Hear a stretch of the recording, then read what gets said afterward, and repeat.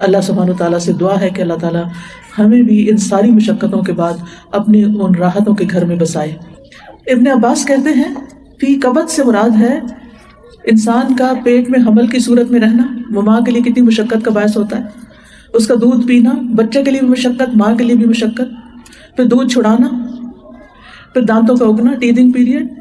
پھر اس کی زندگی کے مختلف مرحلے، بچپن، پھر ٹین ایج، اور پھر اس کے بعد جوانی، پھر جوانی میں محنت، مشقت، پڑھائی، پھر شادی، پھر ذمہ داریاں، پھر بچوں کی پریشانیاں، پھر ان کی شادیاں، پھر ان کے مسئلے مسائل، اور اس طرح انسان بوڑھا ہو جاتا ہے اور بالآخر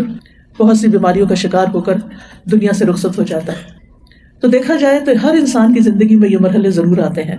اور یہ مشکلات آتی ہیں، دنیا میں بھی ہیں اور دنیا کے بعد یعنی قبر میں بھی ہیں، آخرت میں بھی ہیں۔ خود موت ایک تکلیف اور سختی کی چیز ہے۔ ابن الجوزی کہتے ہیں کہ دنیا آزمائشوں اور مصیبتوں کے لیے بنائی گئی ہے،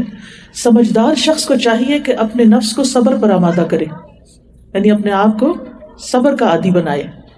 کیونکہ حالات نہیں بدلیں گے، انسان کو خود بدلنا پڑتا ہے۔ اور ویسے بھی دنیا کی زندگی مومن کے لیے قید خانہ ہے،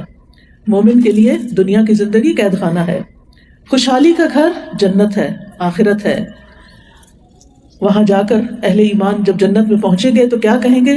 وَقَالُوا الْحَمْدُ لِلَّهِ الَّذِي أَذْهَبَ عَنَّا الْحَزَنَ إِنَّ رَبَّنَا لَغَفُورٌ شَكُورٌ الَّذِي أَحَلَّنَا دَارَ الْمُقَامَةِ مِنْ فَضْلِهِ لَا يَمَسُّنَا فِيهَا نَصَبٌ وَلَا يَمَسُّنَا فِيهَا لُغُوبٌ۔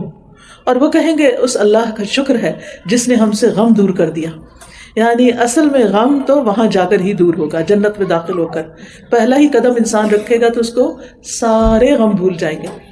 دنیا میں آنے والی ساری تکلیفیں بھول جائیں گی، بیماریاں، فکریں، پریشانیاں، کچھ بھی یاد نہیں رہے گا، سب کچھ اس کے حافظے سے بٹا دیا جائے گا تاکہ وہ پوری طرح جنت کو انجوائے کر سکے۔